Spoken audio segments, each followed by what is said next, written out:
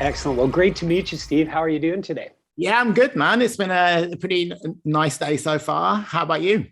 Very good. Yeah, it's nice and sunny here in Toronto. You're in Montreal, you said, right? I am in Montreal, yeah, and it's actually a really nice day here as well. So I detect a British accent there. I want to tell you that my parents were born and raised in Muswell Hill. I spent some time over in the UK with lots of friends and family. How long have you been in Montreal, and where are you originally from? been in Montreal since 2014. Originally, I'm from the northwest of England. I guess you played over there a few times with Coney Hatch. It's really interesting. Like during the heyday of Coney Hatch, which is essentially 82 to 85, I would say we had about three or four different tours lined up and never played there, Steve. It was crazy. So we were supposed to play with Whitesnake. That was canceled. We were supposed to play with Richie Blackmore's Rainbow. That one was canceled. I think at one time there was some Cheap Trick shows that they were going over there. And so the entire time Coney was getting lots of love from Kerrang and Sounds and all those magazines over there. We never ever played there. And then fast forward to all these years later when we put out Coney Hatch 4, and that was out on a label called Frontier. And all of a sudden, we ended up, be careful what you wish for. Like we released it because it was fun, and somebody was paying attention to us all those years later. But that record, Coney Hatch 4, got voted in the top 50 records of the year by Classic Album Magazine. And then all of a sudden we got an invitation to play Firefest in Nottingham. So that was our first show ever. Wow. And we've done subsequent gigs in France and Belgium and in Germany. So there's this resurgence of what I call Coneheads, old Coney Hatch fans that loved the band. And we finally got over to Europe, which was nice because we had all that love early back then, and seeing all these men come, they were like maybe 50, 60-year-old guys going, we've waited for 30 years for you to play in the UK, and they've got albums and everything. And Yeah. that was pretty special to play there. And I've got a real, like, obviously with my parents being born and raised there and having friends and family, and the name Coney Hatch, they originated from the UK. It was nice to play a couple gigs there, finally. And it's kind of nice that that came out of an unexpected, like you said, you were just making music more for fun at that point, and suddenly, you're getting that unexpected exposure. Yeah. And that kind of brings us nicely to 2022, because now you're making music that started out as probably something that you didn't expect to get quite as much attention as it's getting, right? Well, yes and no. Let me tell you, the minute Alex Lifeson is part of your project, and people are going to pay attention, right? But you're absolutely right in terms of when we started writing together. There were no discussions about let's put a band together, or let's go out and tour, or let's go shop a record deal, or it actually started. And I know it's a very overused phrase, but it started very organically with four people that hit it off, like-minded. We were having a blast writing songs, and just, we were in the middle of COVID. So just to even be able to be creative and share files back and forth was a very nice, positive distraction in the craziness that we've all been through for COVID. But it was kind of strange how it evolved. And then, like you said, here you go. A lot of stuff was unexpected. And now here we are 4 years later, and we've got a record out. And it's nice to see some, I guess, like finality to it, in terms of we worked this hard to put it together, and we found a home and a label that was excited about it and put it out there for the world to hear. Because Alex Lifeson was the most vocal about this project. The more songs we did, the more he kept saying, Andy, this stuff is awesome, man. We got to get it out. We got to release it. He was so proud of it. And it came with him just kind of lending some guitar tracks on Shadow. And then, as I said, Steve, the more songs we did, the more he was like, what are we doing with this? We got to do this. Let's get it out there. You must know some people, call some people. Let's get this record out there. So it came like the most passive guy in the project became the most vocal guy in the project. Now, people that know Coney Hatch, they're going to have an idea of what that music means. And then people who know Rush are going to have an idea of what that music means. And they might think that when these two things combine, that they have an idea of what to expect. What would you say to those people? Your expectations are 100% wrong. Because and you're right, and I think that's been the interesting feedback, like people going, oh my god, I wasn't expecting this, right? Because with all due respect to my bandmates in Coney Hatch, that's a very even, I'll use the word narrow, it's a narrow lane. We're a hard rock band that is 4 on the floor, cock rock, 2 guitars, bass, drums. Alex's world with Rush, the fans know what to expect. You're into an amazing prog ride with incredible musicianship, right? Envy of None, any of the ideas that Alex and I brought to the table, no way they could exist in Rush or Coney Hatch land. And nor did we want them to. And part of the enjoyable ride that we've had was being able to stretch out of our old comfort zone and being able to draw in influences of music that I love and that he loves, and Alf and Maiah. You know, I'll make no qualms about it. I was a big new wave guy, despite the fact I was in a hair metal band. I loved bands like the Sex Pistols and the Clash and Japan and Depeche Mode and The Cure, and the list goes on and on. 999, Blondie, the Ramones. Like, I loved all of that alternative rock. And so I always listened to it, Steve.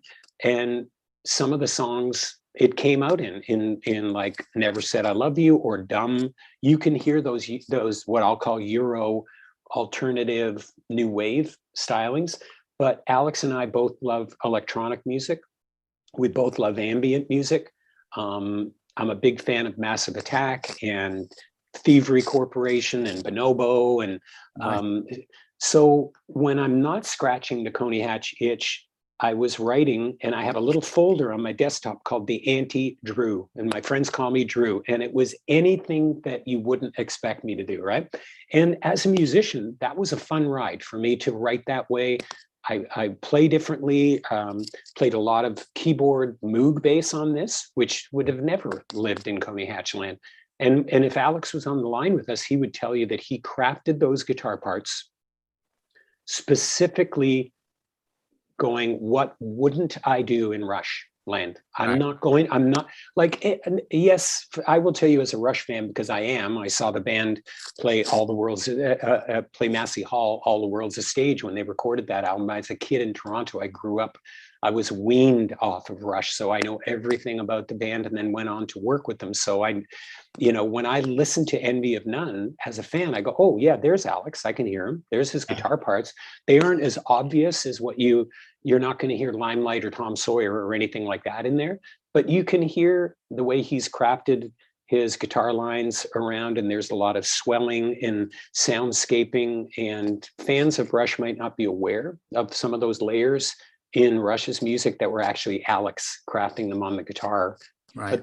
But they sound like keyboards, right? So the two of us, I mean, that's a very long answer, Steve, but the two of us really enjoyed not fitting into that Rush Coney Hatch box and stepping outside it and trying some stuff. It was very rewarding and liberating as musicians to do that. So you seem like the kind of guy that you're not just listening to music from the past. Do you keep your ear to the ground on new music? Absolutely, I do. I'm like a great example of that. Last night, I went to see Tame Impala with my daughter. She turned me on to Tame Impala, and I fell in love with that guy. I had no idea who the heck they were, but I love them, right? So I try to keep my ear to the ground. Having 2 young daughters certainly keeps me youthful, and they're constantly, like, they know their dad's a knucklehead rocker. I'll say, they'll say, like, Dad, have you listened to Tame Impala? And I go, I'll listen to Tame Impala, but have you listened to Steve Miller? Go listen to Steve Miller. And now my daughter's a Steve Miller fan.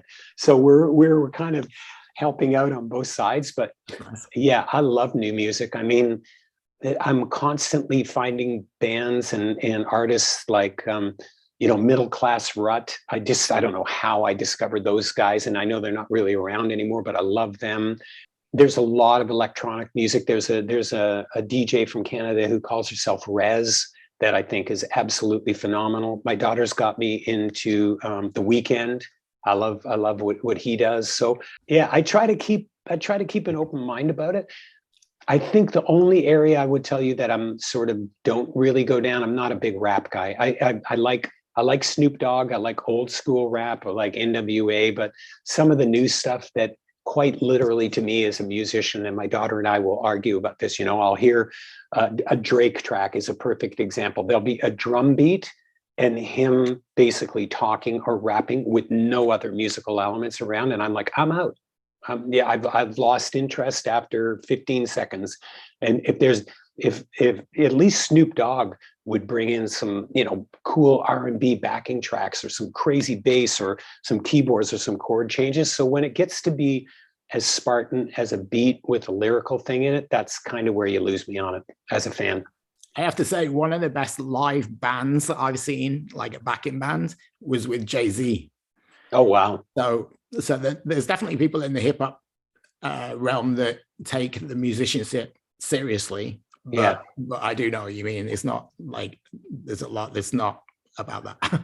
I would agree, Steve. And as maybe it's the fault of being a musician, but I need some fiber to sink my teeth into. If there's not if there isn't a journey that it's taken me through, and it's just rapping over a beat, then you've lost me there. There's nothing compelling to keep me listening through that. And I will say this about country music. Country music now reminds me of Coney Hatch, believe it or not. It's 80s production. So you've got these guys writing chords and stuff about taking baseball bats to the windshield of their pickup truck and good old boy stuff, right? But I'm like, wait a sec. This sounds like the production on a Coney Hatch record. The drums sound huge and there's lots of reverb. So I find I'm very amused about production in country music. And so there's a little bit of a guilty pleasure listening to some of the new country music because it sounds like rock and roll to me. Yeah. So what's one album that you think everybody needs to listen to in their lifetime, from any album in history that you think is really important? That's a great question. I'm going, if I could be so bold as to ask for two, I'm going to ask for two. Sure. Anybody who thinks they know Aerosmith and dismisses them as being a whatever band they think they are, they need to go out and listen to Rocks. Aerosmith Rocks, that album. Oh my God, just like what a rock record. And I have worn out multiple copies of it. And there's so many great songs on that and playing. That's a big desert island one for me. And then I think Tom Petty's, I hope I'm correct on this, maybe the Full Moon Fever, or the one that has Into the Great Wide Open and, Free Falling, that record to me, right. That's timeless. And I think Tom Petty is one of the best songwriters in the world. And I love everything he's done. But if you said to me, you can only take 2 albums to a desert island, I would put those 2 under my arm and be a happy guy, because I never get tired of listening to either one of them. Okay. And your musical catalog is obviously varied, especially now. What would you say is any song that you've written that you're just super proud of? Okay, so again, I'm gonna ask for some grace on this, and I'm gonna give you 2. Give me 2. So going back before Envy of None, I had a project called Leisure World. It came and went. It was like a blip on the radar. The record company unfortunately went bankrupt, but we had a top 10 single with a song that's called I'm Dead. And we got a lot of airplay. It went top 10 in Boston and a few other places. And so that record before Envy of None was one of the records I was most proud of. And even that song I'm Dead, like it'll just tear your head off. You can find it on Spotify and Apple and Amazon as under Leisure World. And I love it because of the productions. It's much more aggressive than Envy of None. And I love everything about it. I'm very proud of it. And I know that sounds a bit arrogant to say you love one of your records, but as I step away, I go, damn, I hope people remember me from that record because I went deep on it. And then with the Envy of None record, I think it's a tie between Look Inside and Dumb for various reasons. Look Inside is like what we call our stoner lullaby. And I had a lot of fun with bass guitar and doubling it and putting it left and right and distorting it and just making it feel like it was a real, like you were on an acid trip or something, right? So I love the way that track turned out. But then on Dumb, there is something simplistic and, I'm going to tell you my inspiration for that song was Tainted Love by Soft Cell. And I thought about the relentless beat in that. And I thought, man, I want to write a song like that, right? And I know they're two very different sounding songs, but I love the way that Dumb turned out. Cool, man. Well, thank you very much for your time. It's been a pleasure. My pleasure, man. Cheers, Stephen. Have a good one. And thanks for changing things around with the schedule today. Yeah, no problem. All right. Cheers, mate. Bye-bye. Bye.